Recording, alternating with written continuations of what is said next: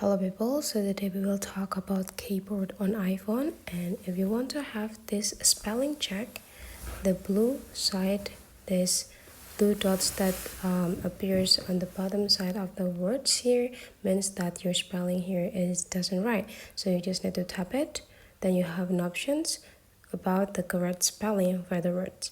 If you want to activate this on your keyboard, so you just need to follow this tutorial. First, you just need to go back into your home screen and let's open the settings right away.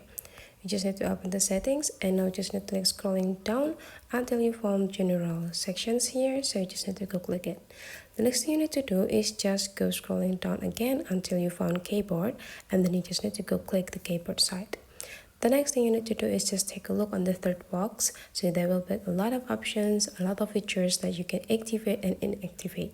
So the function that I use to get those type of feature is the check spelling. So make sure that the check spelling on your keyboard is on. If it's in off position, you just need to go click it until the color is just changed into the green color.